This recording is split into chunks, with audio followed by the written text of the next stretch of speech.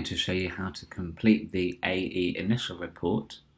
So with this patient that we have here, the initial report was generated because of an abnormal blood result, but I'll also show you how you can generate your own AE report if there is something else that has happened. So perhaps there is a specific symptom, vomiting, diarrhea, or some kind of syndrome which wouldn't be triggered by a lab result. And that would be done by clicking on Click Add Action Linked PRN. Submit AE initial report. So this means that you can trigger that process whenever you like. And all you need to do is just say, this is a new AE report. I'm just going to open that.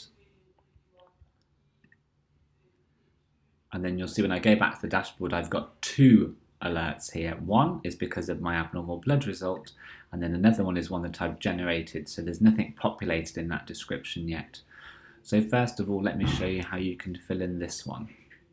AE initial report for the potassium. You get taken to the AE initial report form. You're asked to classify that AE. So there's a list of common adverse events.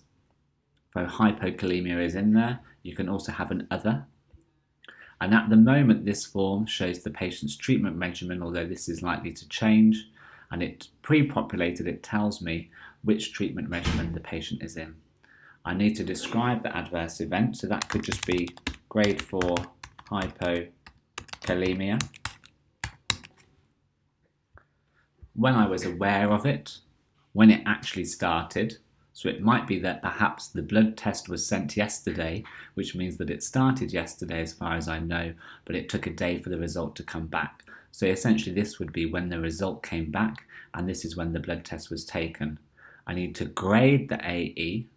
Grade 3 is severe, grade 4 is life-threatening, and so that may be determined by a description of the symptoms or by a specific laboratory parameter, and this will always trigger an SAE, and then grade 5 would be death. So let's go for grade 4, life-threatening, because that's the case. All of these AEs are technically classed as severe because they're grade 3 and above, so the answer here is always severe.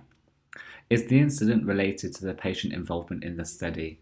And this is essentially when the researcher needs to determine whether or not they think this could be a side effect of one of the medications. So let's say, for instance, that I'll tick yes. This patient is not in the ambisome arm, so it can't be related to ambisome. Unlikely related to fluconazole, but probably related to amphotericin B.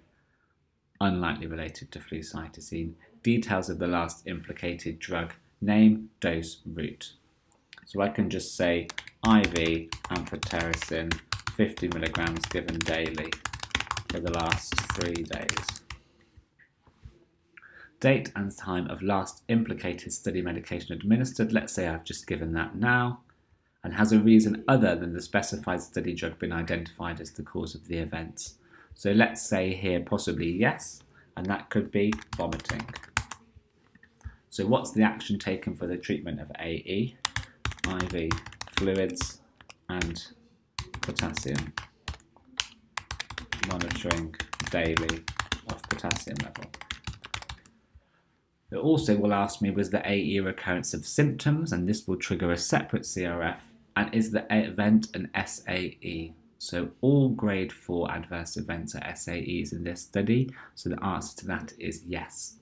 Now, if you tick yes to this being an SAE, and you obviously need to put the reason for that, so let's say this is medically important event, this itself, by ticking yes to 22, will trigger the trial management group review, and we'll talk about that later. Is this a SUSAR? No, and then save the form. As you know, there's lots of validation here, so we'll say that the relationship to ambisome is not applicable. And then you'll see that what's happened here on my alert bar is I've been asked to submit a follow-up report for the grade 4 hypokalemia. And this isn't something that I need to do immediately. It might just actually only be updated once when I close the AE, but it will also alert you, the researcher, that there's a TMG report pending for this grade 4 hypokalemia because it was deemed to be an SAE, and that's because it was a grade 4 adverse event.